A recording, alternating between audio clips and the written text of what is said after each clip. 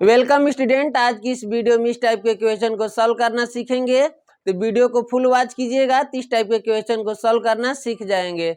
दोस्तों क्वेश्चन है, समबाहु त्रिभुज का क्षेत्रफल ज्ञात कीजिए जिसकी प्रत्येक भुजा 20 सेमी है। तो पहले हम लोग को ये पता करने की समबाहु त्रिभुज किसे कहते हैं।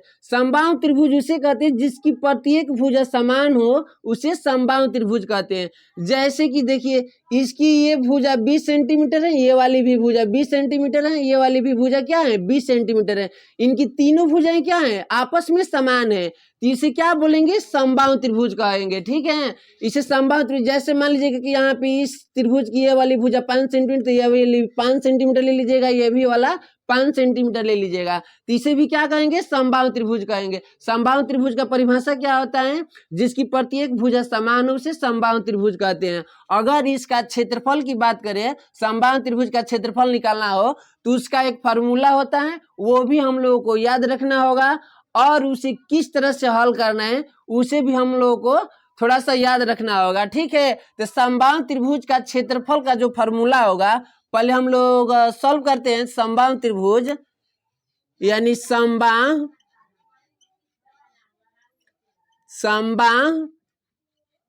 त्रिभुज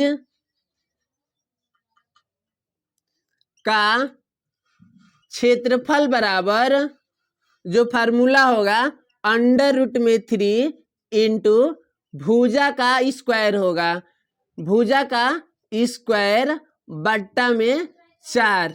ठीक, हम लोग को क्या निकालना है, त्रिभुज ABC का क्षेत्रफल निकालना है। तो लिखेंगे क्या, त्रिभुज ABC का क्षेत्रफल बराबर,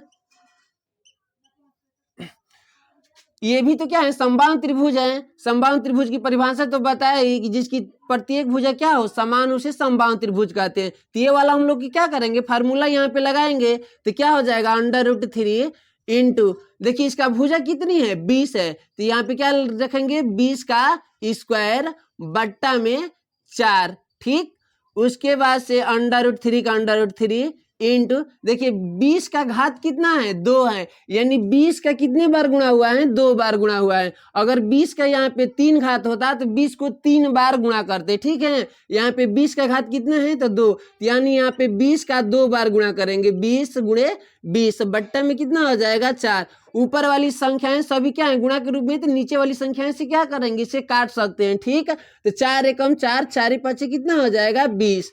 अब देखिए यहाँ पे बराबर में क्या हो जाएगा √3 इंटू, देखिए 20 और 5 कितना हो जाएगा 100। इसे हम लोग सही से लिख लेते हैं, तो क्या हो जाएगा 100 √3, यानी कभी भी क्षेत्रफल ना सेंटीमीटर स्क्वायर में ही आता है। ठीक, ये इसका एक आंसर होगा। देखिए इसका मतलब, देखिए ये √3 इंटू 100 है ना, इसका और इसका मतलब यही हुआ, क्योंकि ना पहले ना सामान्य संख्याओं को पहले लिखा जाता है, अंडर रूट वाली संख्याओं को बाद में लिखा जाता है, इसलिए इस टाइप का हम लिखे। ठीक है, और मान लीजिएगा कि इस तरह से क्वेश्चन इसका आंसर ना दिया हो, अगर पॉइंट में दिया हो, तो इसको लिए क्या करेंगे, इसके लिए हम लोग करेंगे कि √3 का मान याद रहना चाहिए। ठीक है, √3 का मान होता है 1.732। ठीक, तो मान लीजिएगा कि एक ये क्वेश्चन हो गया। अगर मान लीजिए कि इसका पॉइंट में आंसर दिया हो तो क्या करेंगे,